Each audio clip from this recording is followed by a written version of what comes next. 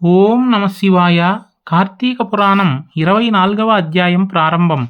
వశిష్ఠ మహర్షి జనక మహారాజుకు ద్వాదశీ వ్రత మహత్యమును గురించి తెలియజేశాడు. ఎవరైతే ఈ ద్వాదశీ వ్రతాన్ని ఆచరిస్తారో వారికి మొత్తం కార్తీక మాస వ్రతాన్నంతా కూడా చేసినటువంటి పుణ్య ఫలితం వాళ్ళకు వస్తుంది. అంతేకాకుండా అన్ని రకాల తీర్థయాత్రలు చేసినటువంటి ఫలితం కూడా వాళ్ళకు వస్తుంది. అంతేకాకుండా అన్ని రకములైనటువంటి యజ్ఞములు చేసినటువంటి పుణ్య ఫలితం కూడా వాళ్ళకు వస్తుంది. చూశారు కదండి ఈ ద్వాదశీ వ్రతం ఎంత గొప్పదో. ఇటువంటి మహామహిమాన్వితమైనటువంటి ద్వాదశీ వ్రతాన్ని ఒకనాటి కాలాన అంబరీషుడు చేస్తూ ఉన్నాడు.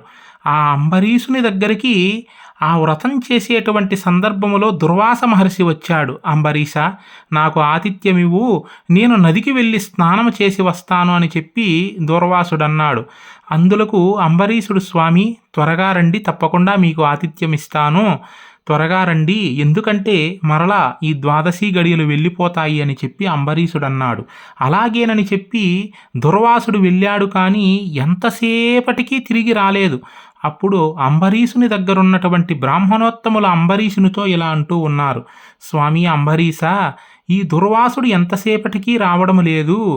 ఇప్పుడు ఎందుకు ఈ ఆతిథ్యం ప్రతి ఒక్కరికి కూడా మనం ఇస్తామంటే, ప్రతి ఒక్కరి కడుపులో కూడా జఠరాగ్ని ఉంటుంది. అగ్నిదేవుణ్ణి సకల దేవతలు పూజిస్తారు. కాబట్టే ఎవరైనా శత్రువైనా సరే ఆకలి వేసినటువంటి వారికి భోజనం పెట్టాలి అని అందుకే అంటారు. ఈ దుర్వాసుడేమో ఎంతసేపటికి రాలేదు.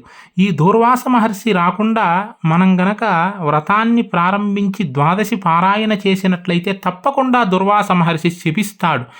అలాగని దుర్వాసుడు రాలేదు అని చెప్పి మనం ఇలాగే ఉంటే మనకు శ్రీహరి మీద భక్తి లేనట్లవుతుంది. ఇప్పుడు ఏమి చెయ్యాలి అని చెప్పి అంబరీషుని దగ్గరున్నటువంటి బ్రాహ్మణోత్తములు అన్నారు.